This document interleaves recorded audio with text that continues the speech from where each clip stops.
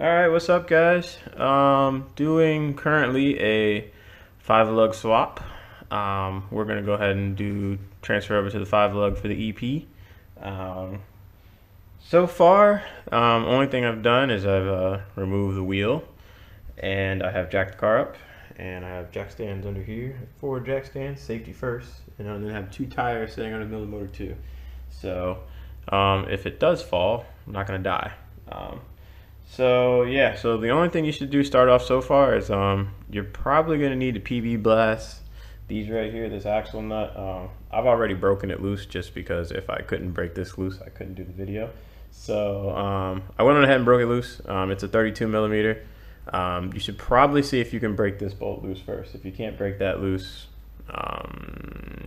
well, you could pull the whole axle out, but that's too much of a pain. Don't try that. Just go ahead and break this first. Let's see if we get some light. You're gonna remove your, what's that down there? Sway bar end link. You can see that down there. Yeah, that sway bar end link right there. Next, you got these big bolts up here on the coilover.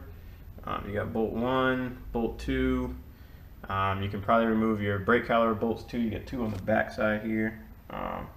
Yeah, 1 there and then 1 underneath that. What I'll probably do is I'll just hang the brake caliper on the coilover right here on the coilover arm, just to hang that up so that you don't have to disconnect any of the brake lines. And then lastly, you just need to get out your ABS sensor. Can you see the, ABS sensor right here. So once you remove that, so it's got what? ABS sensor, your brake caliper bolts, the sway bar, and then you can start removing these big bolts up here up top. And then you got this big bolt right here, and then you got 1 more back there. Yeah, so once you remove all of those, everything should fall on the floor. So that's what we're gonna do real quick. So I'm gonna go ahead and remove, probably move the brake caliper first, then probably the ABS sensor, then take out these sway bar bolts and the big bolt in the back here, and then the one up front, and everything should drop on the ground. So all right guys, let's go ahead and knock that out first. All right guys, so drop down the whole 4-lug swap crap. This just give you an idea of what I took off. This is the axle nut here. Let's see, I don't know if you guys, scrap your light. All right, so we took off that bolt right here, the, what is this, end link, the axle nut, and then we got 2 in our coilover, and I just hung the brake caliper up here so we didn't have to pull that down. And then the ABS sensor, that was just a 10 millimeter that I took off, that was on the back of the hub. That is right there. Other than that though, let's drag this out real quick, see actually what we did. All right, so this is kind of a better angle, kind of into the light, so you guys can see what we pulled out. Obviously, the ball joints were bad on these, so it was just easier just to replace everything. Same thing with this. This was ripped too, and I don't have a press, so it was just easier just to buy a complete 5-lug swap, because you can see like that's not good. So that means that it's probably completely gone. So so that's why we're replacing these. We'll go ahead and get the new ones, and we'll go ahead and slide the new stuff up. All right, well actually before we start to put the new stuff back on, I just want to show you guys this axle nut right here. Like, whoever had this on here before, this thing was torn the beep beep beep up. It looks like they kind of like maybe took a chisel to it or something. If your axle nut does look like this, go ahead and get another one, because you're supposed to replace them anyway. Every time you pull your axles, that's what they say. I'm going to replace this one. I probably won't replace the one on the other side because it still looks brand new. I think for some reason this one is on this side and they have a brand new one on the other side. So they probably had problems on the other side, and that's why they put a new one on there. But you can obviously tell this one is old and beat to crap. So guys, we're going to go ahead and pull this side down, and then go ahead and get the new stuff out.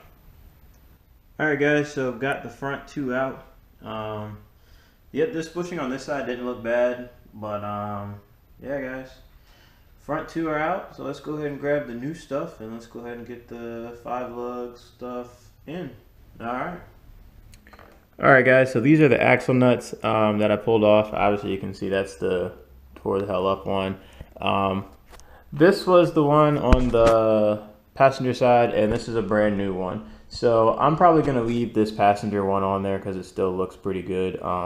I know you're supposed to replace them every time you do pull them off the axle, but since that one definitely needs to go, that's a brand new one. That one still looks pretty brand new.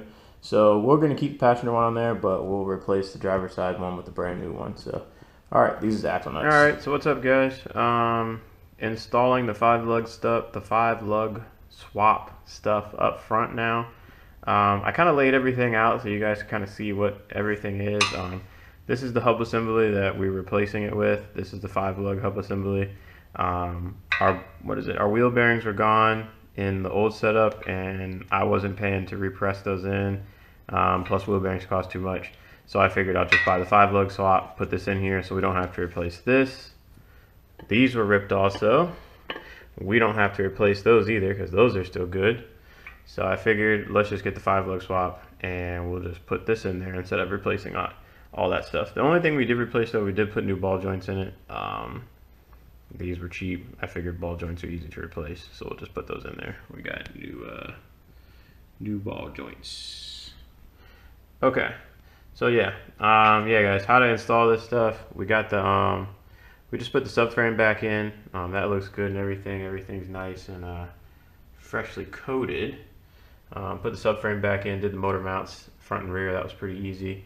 I know everybody's like, man, well Steve, how did you get the subframe back in? You only have one jack stand.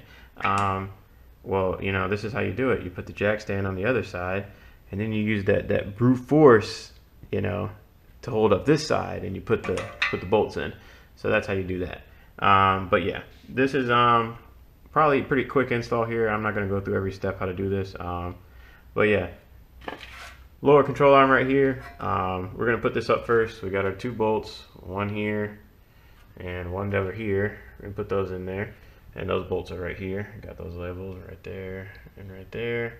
So we're going to put that bolt, that will put this in there.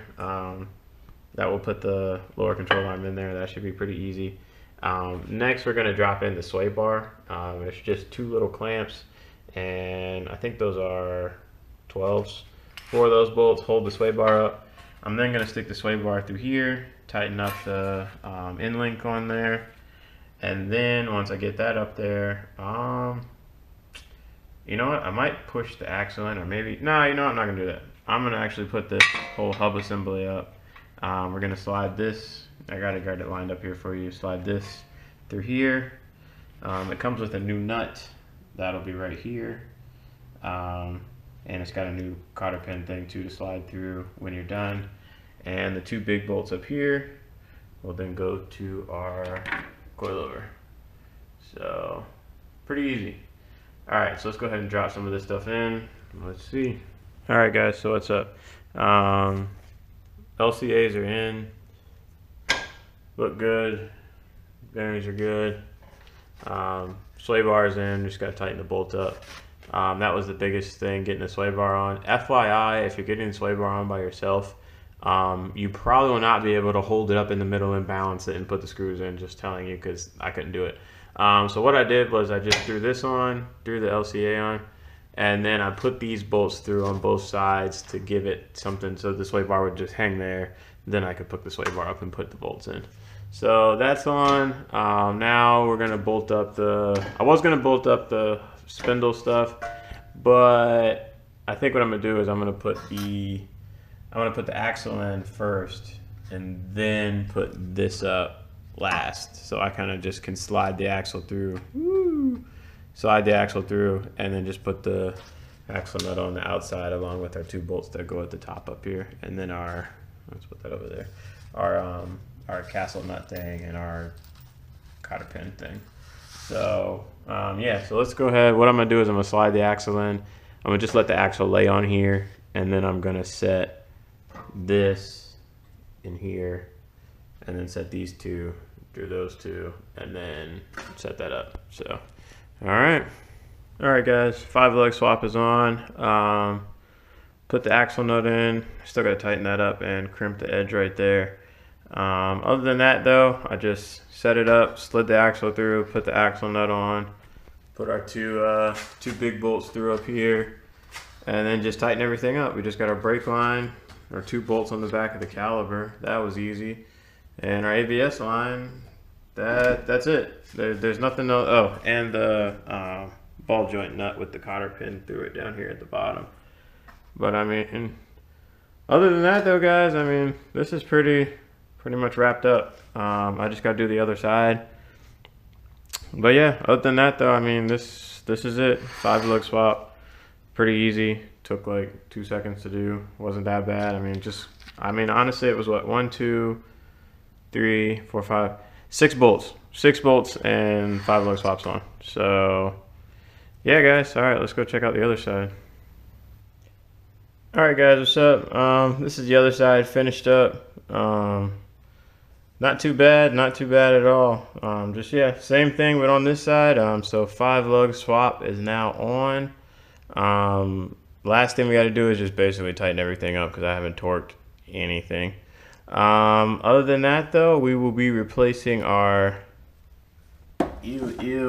tie rod ends. So we're gonna go ahead and replace those next. Probably just take that nut off right there at the bottom, pull that little pin out, and just pop the tie rod in out. Then there's a big nut on the back side we got to pull off. So yeah, we'll probably do that next. All right guys, now everything's tightened up, nice and tight now. Even made a little dent for your axle nut on there. Other than that though, everything's torqued to spec. Now we're moving on to the tie rod ends. Tie rod ends part, pretty easy to remove. They're not too bad at all. Biggest thing is, as you can see, these are kind of ripped to shit and destroyed. So we're gonna go ahead and replace these. So all you do so far is I would probably, well, here's the thing. It depends. Are we trying to save this or are we just trying to just destroy it and get it out?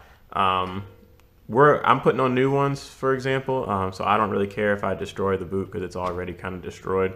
But if you are, let's say you're installing coilovers on your car right here and you want to keep this because this is actually going to be reused, there's, you probably need a tie rod end separator or something like that. It's a little piece that clips on and screw it up and it'll pop the tie rod end out without ripping your boot.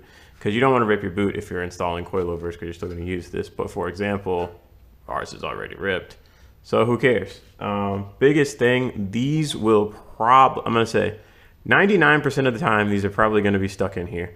So what you're going to need, to do is you remove there's a pin that goes through here, unscrew this down. That's the easy part. The next part is getting this out because this is probably stuck in here. What I normally do is I just take a good old hammer and beat the piss shit out of that and then just tap it up and it'll come out. So yep, out. Next thing, you got two bolts on the back side to remove. You can either just use a pair of vice grips or something just to hold this because most people don't have a 24. I want to say this inner side is an 18 and the back side's a 24. Don't quote me on that though. I just use an adjustable wrench and a pair of vice grips just to clamp onto that and then just break the bolt. So once you got that, remove that, pop the end out, screw it off. So let's go ahead and pull it off, guys. All right, guys, and here are our tie rod ends. Here's the new one. This one looks nice and good to go. And here's our old one, which is kind of tore up.